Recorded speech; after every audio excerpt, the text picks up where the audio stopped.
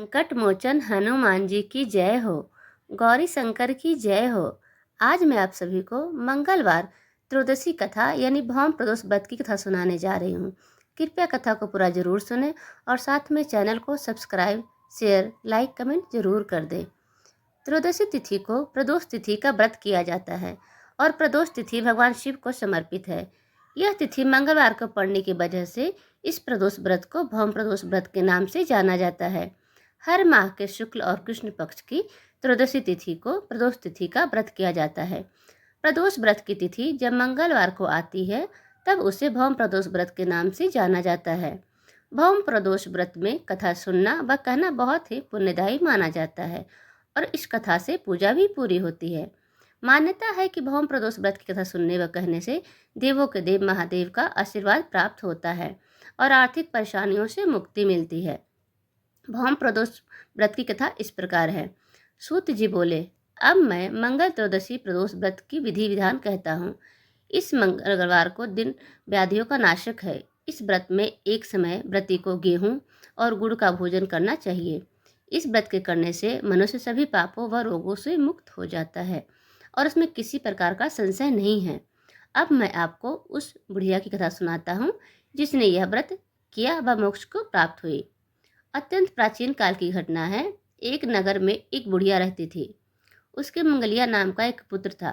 वृद्धा को हनुमान जी पर बड़ी श्रद्धा थी।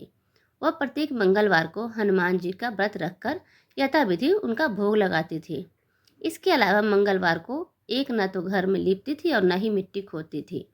इसी प्रकार से व्रत रखते हुए जब उसे काफी दिन बीत गए तो हनुमान जी ने सोचा कि चलो आज इस वृद्धा की श्रद्धा की परीक्षा करें।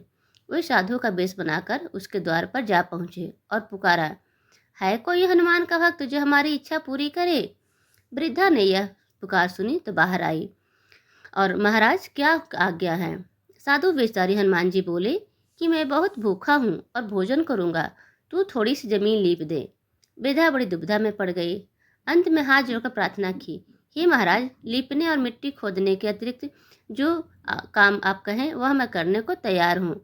साधु ने 3 बार परीक्षा करने के बाद कहा, तू अपने बेटे को बुला और मैं उसे औंधा लिटाकर उसकी पीठ पर आग जलाकर भोजन बनाऊंगा। वृद्धा ने सुना तो पैरों तले की धरती खिसक गई, मगर वह वचन हार चुकी थी। उसने मंगलिया को पुकार कर साधु महाराज के हवाले कर दिया, मगर साधु ऐसे ही मानने वाले न थे। उन्होंने वृद्धा के हाथों से ही मंगलिया को औंधा लिटाकर उसकी पीठ पर आग जलवाई। आग लगाकर दुखी मन से वृद्धा अपने घर के अंदर जा घुसी। साधु जब भोजन को बुलाकर कहा कि वह मंगलिया को पुकारे ताकि वह भी आकर भोग लगा ले।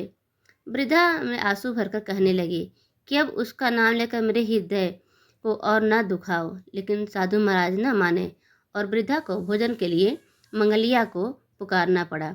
पुकारने की देर थी, मंगलिया बाहर से हंसता हुआ घर में दौड़ा आया। मंगलिया को जीता जागता देखकर वृद्धा को सुखद आश्चर्य हुआ। वह साधु महाराज के चरणों में गिर गई। साधु महाराज ने उसे अपने असली रूप के दर्शन दिए। हनुमान जी को अपने आंगन में देखकर वृद्धा को लगा कि उसका जीवन सफल हो गया। कहानी सुनने के लिए आप सभी का बहुत बहुत धन्यवाद। कहानी थोड़ी सी भी अच्छी लगी हो तो प्लीज़ चैनल को सब्सक्राइब, शेयर, लाइक ज़रूर कर दें। आप सभी का एक बार फिर से धन्यवाद।